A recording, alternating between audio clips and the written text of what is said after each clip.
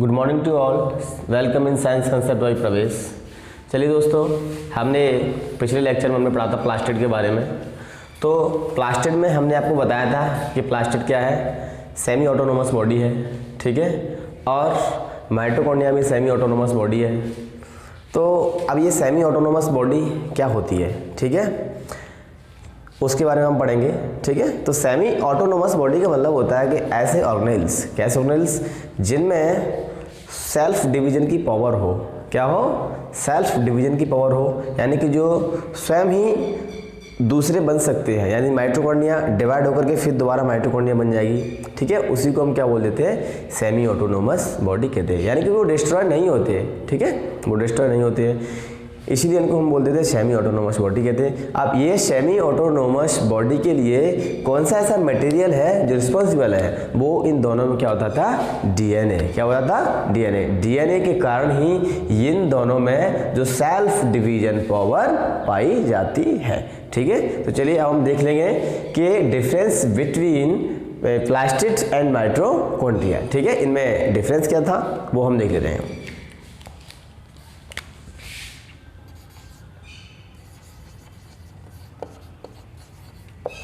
Plastid versus mitochondria.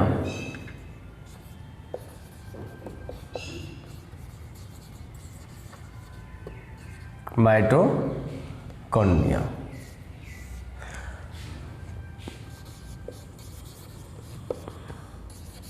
Plastid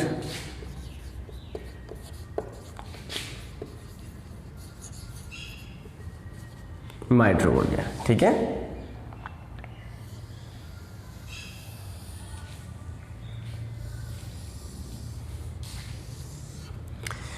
देखिए plastid का colour कैसा होता है, ग्रीन कलर होता है, और वो फंक्शन क्या करता है, फोटोसिंथेसिस की रिएक्शन करता है, ठीक है। और जितने भी प्लांट्स के डिफरेंट टाइप के जो कलर्स होते हैं, यानी प्लांट्स के पार्ट है, जैसे फ्लावर है और फ्रूट है आपके, यानी कि इनके डिफरेंट टाइप के कलर की रिस्पॉन्सिबल कौन होता है, प्लास्टिड, ठीक है। बट ऐसा कुछ माइटोकॉन्ड्रिया में है नहीं है, तो फर्स्ट डिफरेंशिएशन ये हो जाएगा। दूसरी बात क्या होती है कि जब प्लास्टिड में क्या होता है, फोटोसिंथेसिस की रिएक्शन होती है, किसकी रिएक्शन होती है, फोटोसिंथेसिस की रिएक्शन।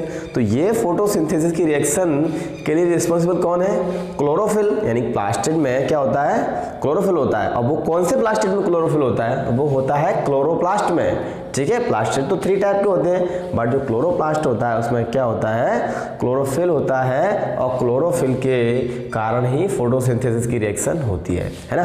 तो फोटोसिंथेसिस में क्या बनता है, फॉर्मेशन किसकी होती है, यानी कि शुगर की फॉर्मेशन होती है, किसकी फॉर्मेशन होगी, शुगर की। और ये शुगर कहाँ पे स्टोर होता है, ये शुगर स्टोर होता है प्लांट्स की लीफ में। कहाँ पे स्टोर होता है, लीफ में स्टोर होता है। ठीक उसी तरीके से इसमें सिंथेसिस किसकी होती है, माइटोकॉन्ड्रिया में, इसमें किसी की भी सिंथेसिस नहीं होती है, ठीक है। तो इसमें तो फॉर्मेशन हो रही है न्यू मटेरियल्स की, और इसमें फॉर्मेशन नहीं हो रही है, ठीक है। तो इसका मतलब क्या है कि इसमें कौन सी रिएक्शन होगी, मेटाबॉलिक की, मेटाबॉलिज्म की, एनाबॉलिक, और इसमें कौन सी होगी, कैटाबॉलिक, ठीक है। और इसका अदर नेम होता है किचन ऑफ द सेल, यानी कि प्लास्टिड को हम बोलते हैं किचन ऑफ द सेल, और माइटोकॉन्ड्रिया को हम बोल देते हैं power house of the cell, क्योंकि इसमें हमें क्या मिलता है, एनर्जी मिलती है। एनर्जी किसके फॉर्म में होती है, एटीपी के फॉर्म में होती है, और एटीपी को हम क्या बोल देते हैं, मैंने प्रीवियस क्लास में आपको बताया था कि एटीपी को हम बोलते हैं करेंसी ऑफ द सेल। जो हमें रेस्पिरेशन से जो एनर्जी मिलती है वो एटीपी के फॉर्म में मिलती है, और रेस्पिरेशन की प्रोसेस होती है वो कहाँ पर होती है, वो माइटोकॉन्ड्रिया में होती है, ठीक है। तो देख लेते हैं हम इसके 1 by 1 डिफरेंस।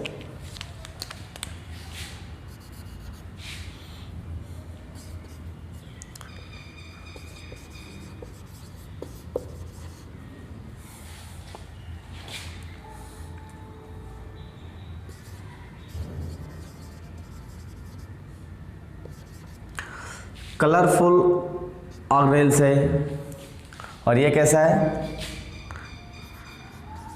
ऐसा इसमें माइटोकॉन्ड्रिया में कुछ नहीं है, ठीक है। दूसरा इसमें क्या होता है कि इसमें क्या होता है, फोटोसिंथेसिस की रिएक्शन होती है।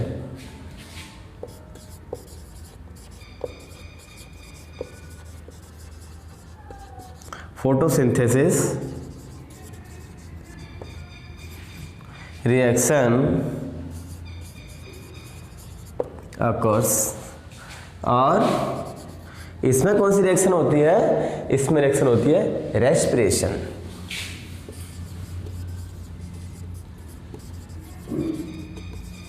रेस्पिरेशन अकर्स, इसमें रेस्पिरेशन की प्रोसेस होती है और इसमें कौन सी होती है, फोटोसिंथेसिस रिएक्शन। ठीक है, इसमें बनता क्या है, इसमें शुगर की फॉर्मेशन होती है। किसकी होती है, इसमें शुगर की फॉर्मेशन होती है। तो इसमें होगा क्या,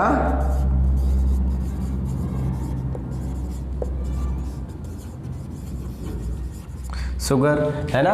ये जो शुगर होती है वो ग्लाइकोजन की फॉर्म में, सॉरी स्टार्च के फॉर्म में, किसके फॉर्म में, स्टार्च के फॉर्म में कहां पर स्टोर होती है, लीव्स में, यानी कि प्लांट्स की जो लीव होगी उसमें स्टार्च के फॉर्म में स्टोर होगी। ठीक है, क्या होगी, शुगर स्टोर होगी। अब वो शुगर बनेगी कैसे, वो फोटोसिंथेसिस की रिएक्शन से शुगर बनेगी। ठीक है, अब इसमें क्या होता है, इसमें फॉर्मेशन ऑफ शुगर, इसमें फॉर्मेशन नहीं होगी, इसमें फॉर्मेशन नहीं होगी, तो इसमें क्या होगी, शुगर, इसमें शुगर डिस्ट्रॉय होगी। क्या होगी, डिस्ट्रॉय। ठीक है,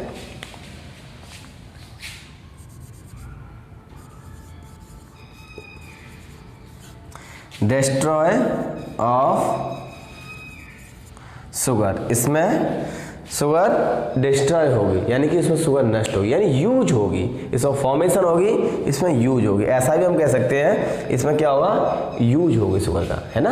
अब यूज कैसे होगा, वो कौन सी रिएक्शन में होगा, रेस्पिरेशन में होगा। ठीक है, कौन सी रिएक्शन में होगा, रेस्पिरेशन में। अब हम देख लेते हैं अगला, इसमें बन रही है तो कौन सी रिएक्शन होगी, एनाबॉलिक रिएक्शन।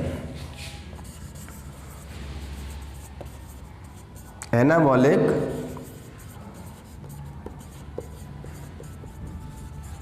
अकर्स, और इसमें शुगर का क्या होता है, इसमें शुगर ब्रेक डाउन होती है। क्या होती है, शुगर ब्रेक डाउन होती है, तो यहां पे कौन सी होगी,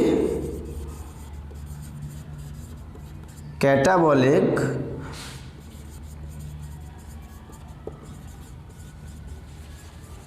अकर्स। ठीक है, अब डिस्ट्रॉय ऑफ शुगर में हम आपको क्या लिख सकते हैं, यहाँ पे ब्रेक डाउन ऑफ शुगर।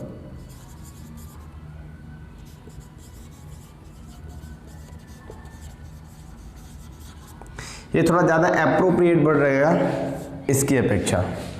ठीक है, अगला हम क्या देखें कि और क्या होता है, इसको हम बोलते हैं kitchen of the cell.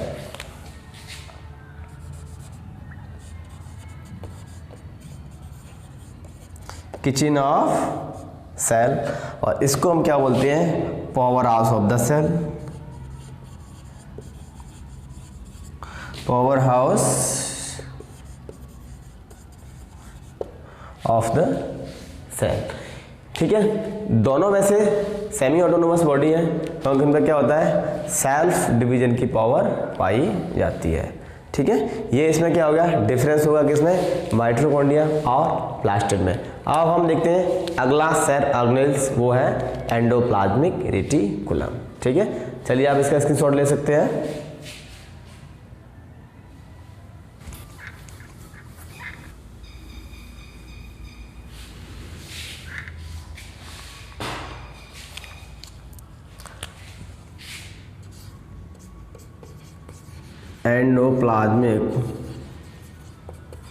Endoplasmic reticulum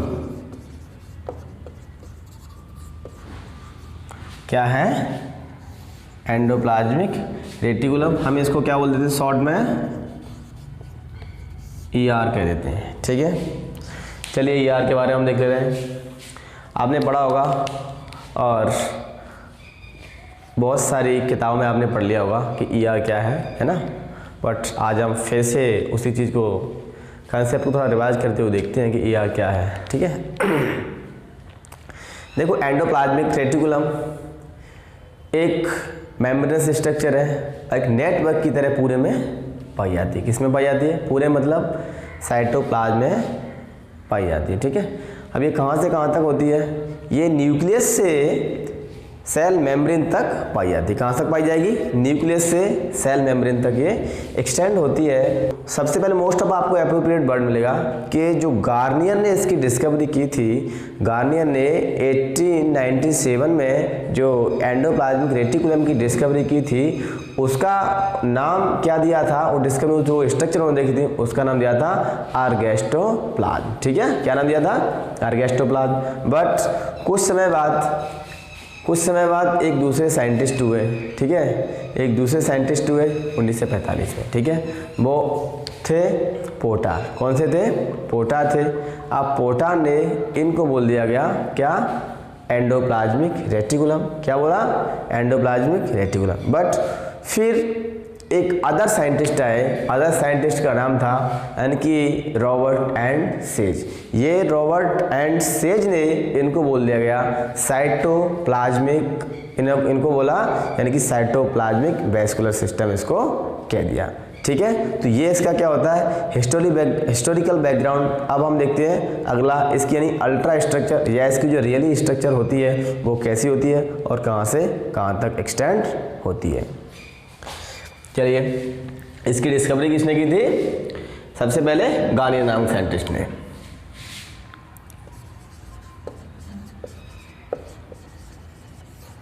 discovery 1997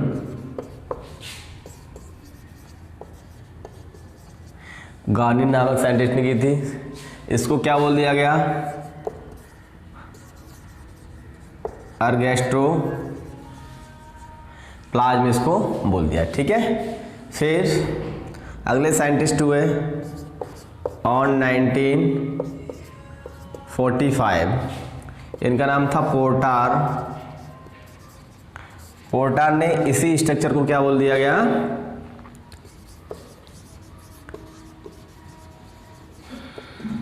endoplasmic reticulum. क्या बोला? Endoplasmic reticulum. फिर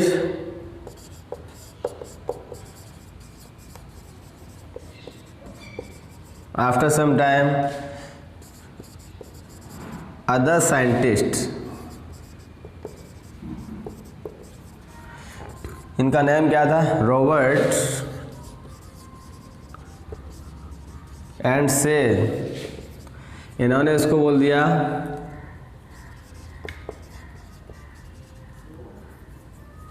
साइटोप्लाज्मिक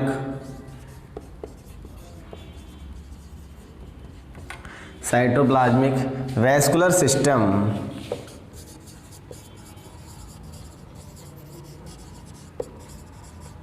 क्या बोल दिया इन्होंने? साइटोप्लाज्मिक वैस्कुलर सिस्टम इन्होंने इसको कह दिया।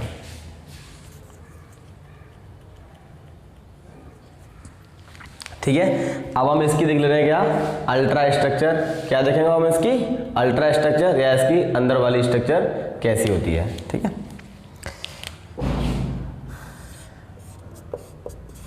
अल्ट्रा स्ट्रक्चर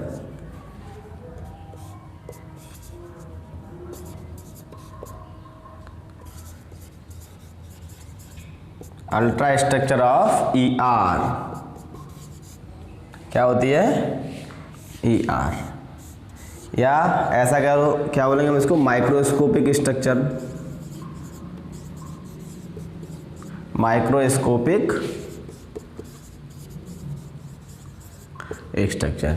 ठीक है, देख ले रहे हैं। सबसे पहले हम इसका एक डायग्राम ड्रॉ करते हैं एंडोप्लाज्मिक रेटिकुलम का, तब उसको डायग्रामेटिक तरीके से अगर देखें तो जल्दी अंडरस्टैंड होगा।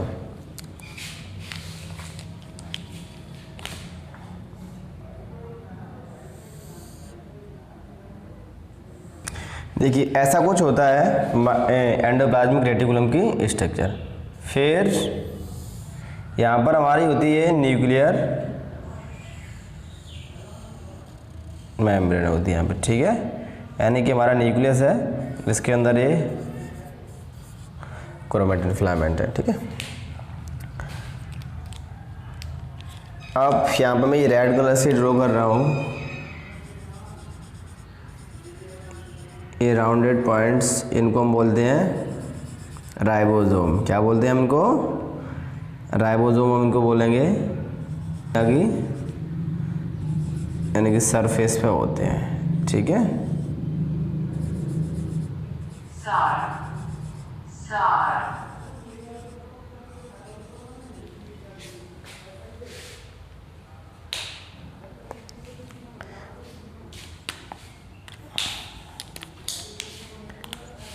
ये हमारा हो गया राइबोसोम,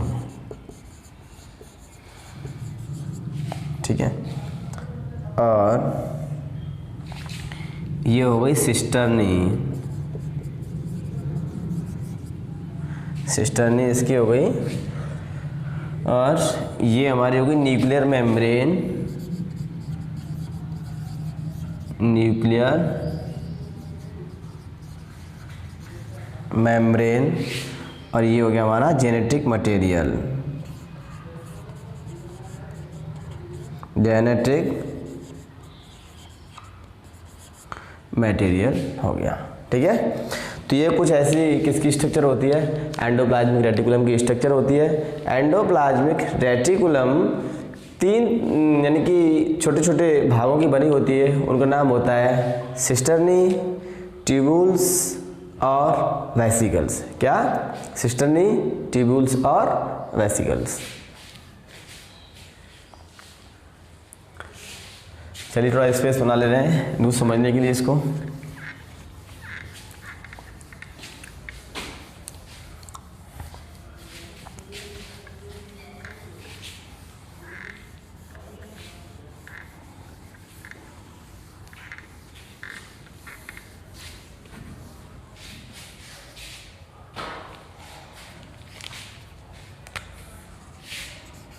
इसमें 3 तरीके की संरचना होती है।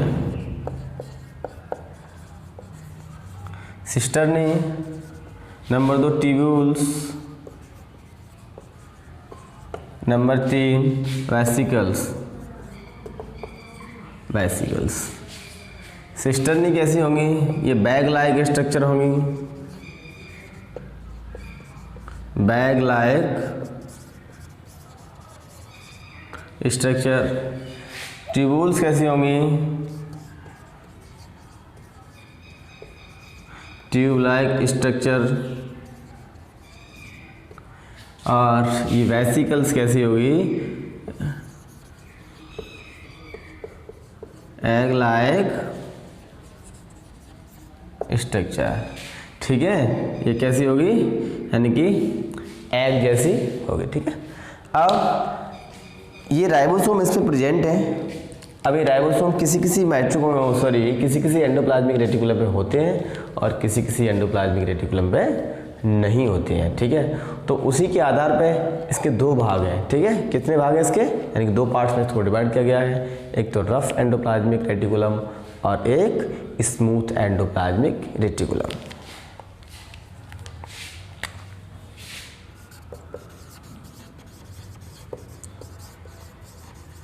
रफ एंडोप्लाज्मिक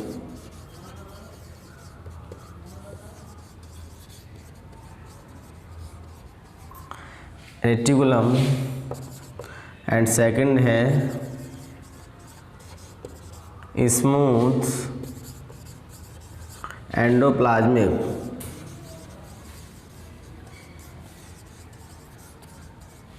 रेटिकुलम, ठीक है। ये 2 तरीके के होते हैं।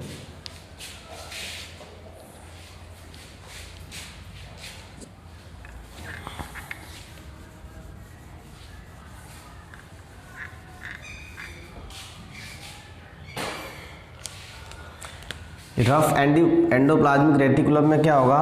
राइबोसोम प्रेजेंट होंगी सरफेस पे।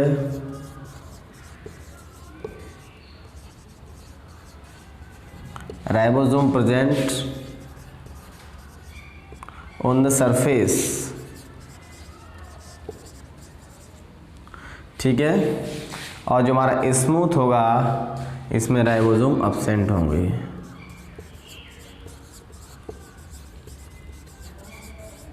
Ribosome absent on the surface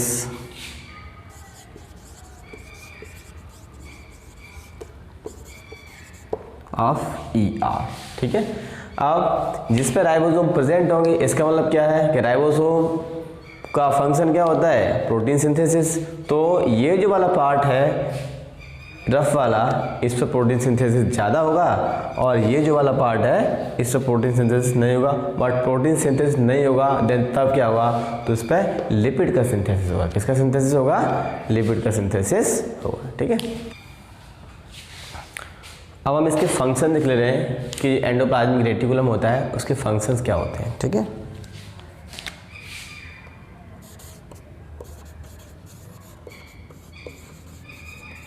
functions of ER, क्या ER मतलब एंडोप्लाज्मिक रेटिकुलम के जो फंक्शन है वो क्या होते हैं, ठीक है। पहला फंक्शन होता है, जैसे अभी मैंने आपको बताया कि जो हमारी रफ एंडोप्लाज्मिक रेटिकुलम है उस पर क्या होता है, राइबोसोम के कारण रफ है वो, और जहाँ पे राइबोसोम होता है इसका मतलब क्या है कि वहाँ पे प्रोटीन सिंथेसिस होगी। तो इसका फंक्शन क्या हो जाएगा कि प्रोटीन सिंथेसिस इसका फंक्शन हो जाएगा, ठीक है।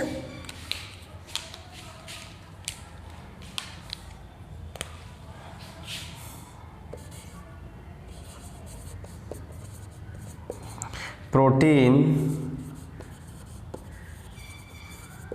Synthesis occurs on the rough endoplasmic reticulum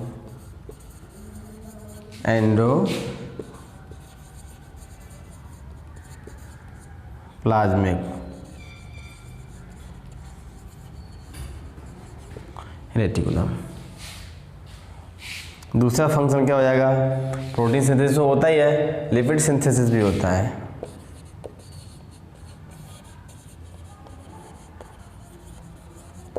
lipid synthesis occurs on the smooth endoplasmic reticulum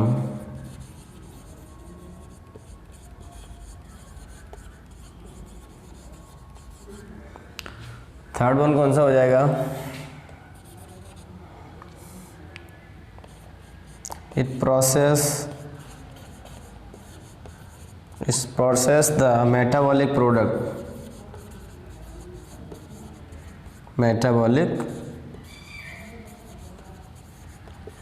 product, ठीक है।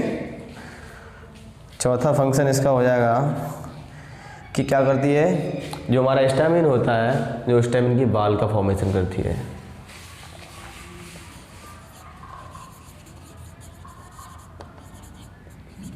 फॉर्मेशन ऑफ स्टैमिन्स वाल, ठीक है। ये होता है आपका कंप्लीट एंडोप्लाज्मिक रेटिकुलम। अब हम देख लेते हैं अगला जो सेल ऑर्गेनेल्स है उसका नाम है न्यूक्लियस। क्या नाम है, न्यूक्लियस। चलिए हम डिस्कस किसके बारे में करेंगे, न्यूक्लियस के बारे में डिस्कस कर ले रहे हैं।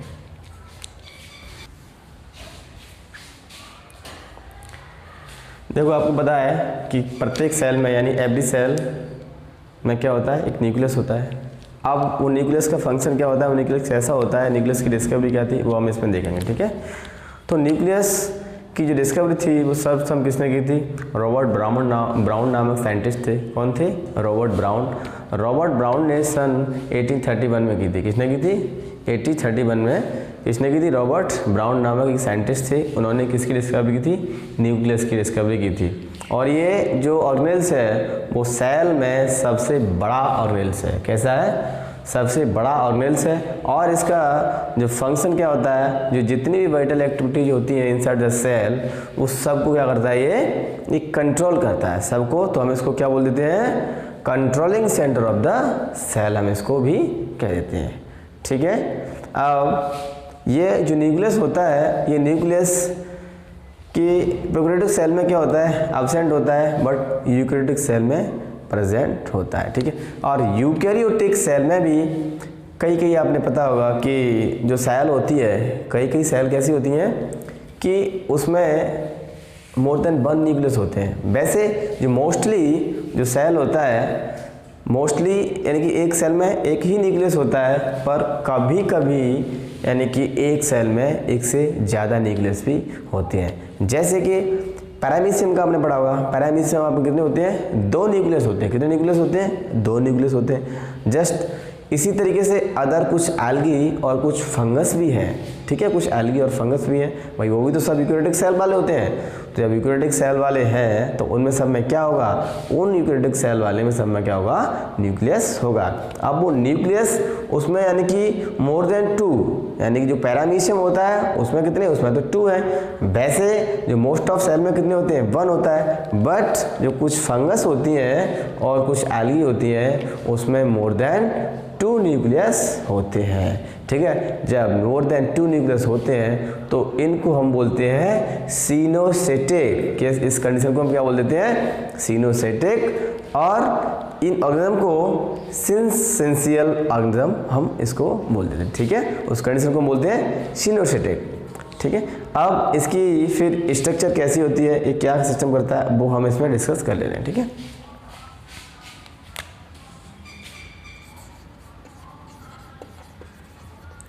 न्यूक्लियस मतलब केंद्रक,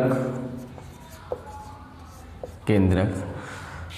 तो एक हम डायग्राम ड्रॉ कर ले रहे हैं। सबसे पहले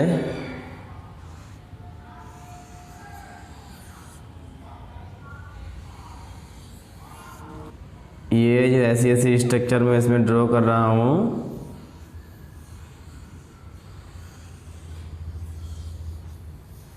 वो है हमारे क्रोमेटिन फिलामेंट। क्या है? हमारे क्रोमेटिन फिलामेंट है। अब इन क्रोमेटिन फिलामेंट, एक क्रोमेटिन फिलामेंट है वो किसमें है? ये न्यूक्लियोप्लाज्म में है। ये क्या हो गया मेरा? ये जेल लाइक स्ट्रक्चर हो गई न्यूक्लियोप्लाज्म, ओके। ऐसा कुछ हमारा केंद्रक या फिर न्यूक्लियस होता है, ठीक है। अब जो ये जो वाला लेयर है, इस लेयर को हम बोलेंगे न्यूक्लियर मेम्ब्रेन। और ये जो हमारे दिख रहे हैं जॉइंट से, इसको हम बोलेंगे न्यूक्लियर पोर, न्यूक्लियर पोर। इन स्ट्रक्चर को हम बोलेंगे क्रोमेटिन फिलामेंट, क्रोमेटिन फिलामेंट्स, है ना। और ये जो जेली लाइक स्ट्रक्चर है इसको हम बोलेंगे न्यूक्लियोप्लाज्म, न्यूक्लियोप्लाज्म। और ये जो हमारी डेंस स्ट्रक्चर है इसको हम बोलेंगे न्यूक्लियोलस। क्या हम बोलेंगे? न्यूक्लियोलस हम इसको कहते हैं, ठीक है। ऐसा कुछ हमारा केंद्रक या न्यूक्लियस होता है। अब हम देखें इसकी डिस्कवरी किसने की थी। इसकी जो डिस्कवरी थी, डिस्कवरी 1831 में किसने की थी? रॉबर्ट ब्राउन ने। रॉबर्ट ब्राउन ने इसकी डिस्कवरी की थी, है ना। अब इसकी और ये किस किस में पाया जाता है? ऑल यूकैरियोटिक सेल, सभी यूकैरियोटिक सेल में ये पाया जाएगा। जब मैंने आपको डिफरेंस बताया था यूकैरियोटिक और प्रोकैरियोटिक सेल का, तो उसमें क्या बताया था कि जितने भी डुअल मेम्ब्रेन बाउंडेड ऑर्गेनेल्स हैं वो सब यूकैरियोटिक सेल में क्या होंगे? प्रेजेंट होंगे, और प्रोकैरियोटिक में कैसे होंगे? एब्सेंट होंगे। तो क्या है? Nucleus is the dual membrane bounded organelles, इसलिए क्या होता है? पाया जाएगा। किसमें पाया जाएगा? यूकैरियोटिक सेल में ये पाया जाएगा, ठीक है। अब मोस्टली क्या होता है? Mostly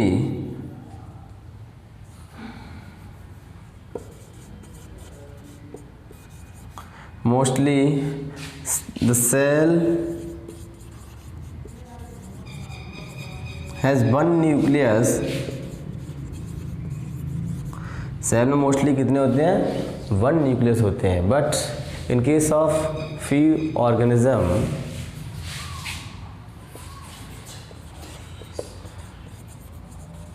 but in case of few organisms like Paramecium,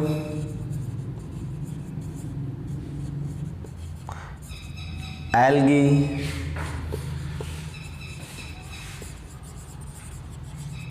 and fungi,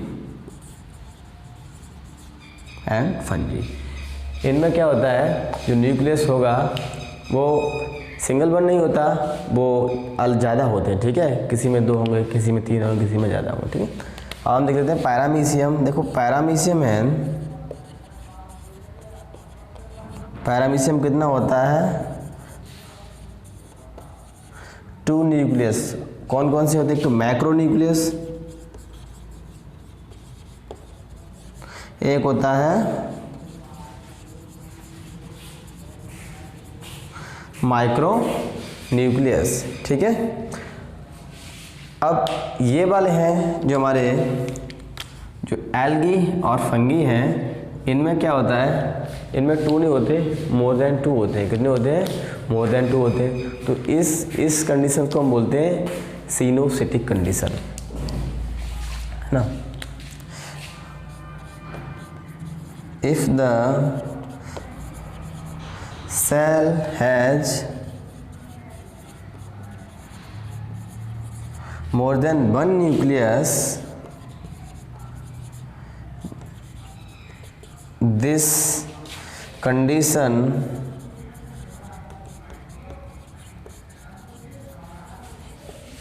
known as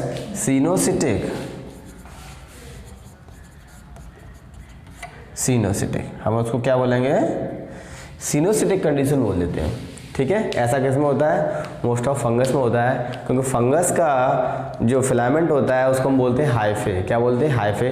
तो वो यानी डिफरेंट पार्ट में बटा होता है, तो उनको हम बोल देते हैं क्या, सेप्टेट और एसेप्टेट। वो आगे डिस्कस हम करेंगे। तो एक सेप्टेट में एक न्यूक्लियस होता है, तो पूरे उसमें फिलामेंट में क्या हो जाएगा, यानी कि मोर देन 1 या मोर देन 2 न्यूक्लियस होते हैं। इसीलिए इस कंडीशन को क्या बोलते हैं, सिनोसिटिक कंडीशन कहते हैं।